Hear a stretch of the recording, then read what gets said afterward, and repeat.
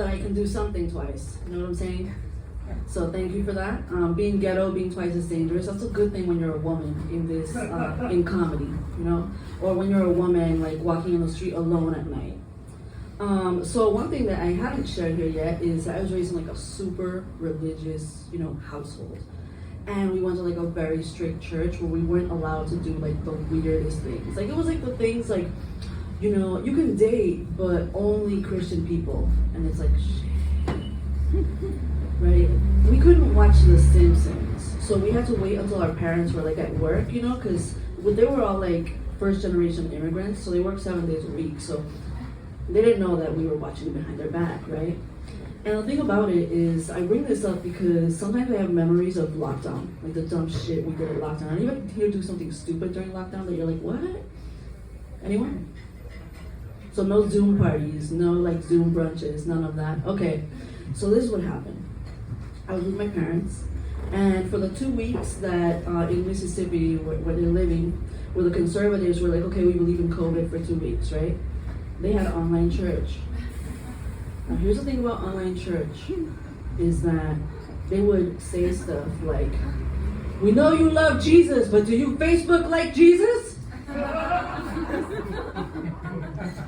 Do you tweet the gospel?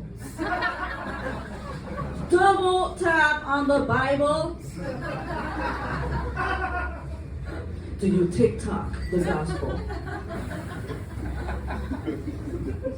In this pandemic, I challenge you to evangelize online. That's right. Get on that Facebook, get on that Instagram, get on that Tinder, get on that Grindr.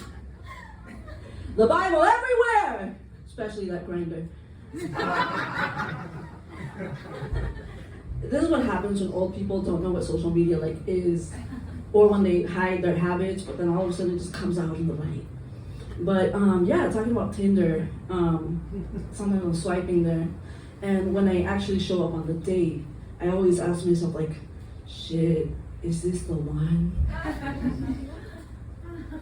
Like, and what I mean is this the one? It could be the one, like the one I fall in love with, the one that's gonna kill me. I ask myself questions, you know, like I'll be staring at this person, trying to make eye contact, being like, how would he know if he felt I swiped right on him while I was on the toilet?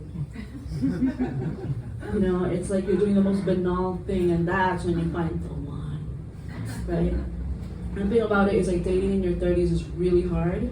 So, you know, I have this one friend, right? It's like, you know, when you're in high school or you're in college, there's kind of a code. Don't fuck your friends' exes, you know? Like, don't flirt with their boyfriends. You know, it's very simple, super straightforward. In your 30s, though, your friends will go out on a date, and they'll call you and be like, oh my God, I had this bad date, okay? His name was Robbie. He has a unibrow, lives in his mom's basement. He's 41, has a mole filled with pus. Never gonna see him again. And then they pause. Like, do you wanna date him? Okay, so that's the way it is, right? Like now, it's like, people will be like, oh, you're not hooking up with anybody? You should be hooking up with the guy I hook up with every Tuesday. He's free on Wednesdays. I'm just looking out for you, you know? Put him in the Google Calendar and everything. Things change, right? Anybody here ever been dumped for something stupid? Wow, you are all so great. But anybody here ever dumped anybody for a stupid reason? Okay, it probably wasn't stupid to you. But yeah, I was once dumped for something that I think is really stupid, okay? So, here's how it is, talking about like the way I was growing up, you know, women are supposed to be submissive and meek or whatever, you know, wife material. And it's like, the thing about it is, the guy I was dating, he goes, hey, it's not that I don't like you anymore, it's just that this is getting too serious. And I was like, okay, well, we could keep it more casual. Like, he goes, no, we're done. You're too nice. He literally said, you're too nice. Like, you know, and I was just like, what do you mean? Like, and I thought he was gonna say something about my looks, or, you know, I have like a tummy, or I don't know, something, right? But when someone says, it's because you're too nice, it's like, what the hell, I can't fix that.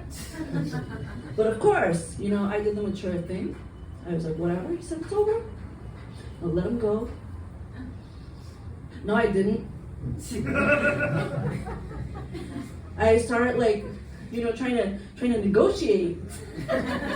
You know, it's like, I can fix this. I can be a bitch. I'll fuck your friends. I'll steal your car. Just so mean.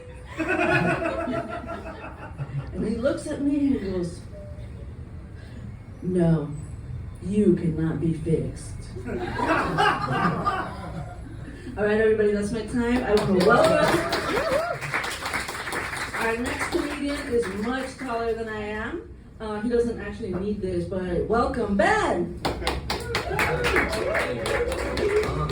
Oi, oi.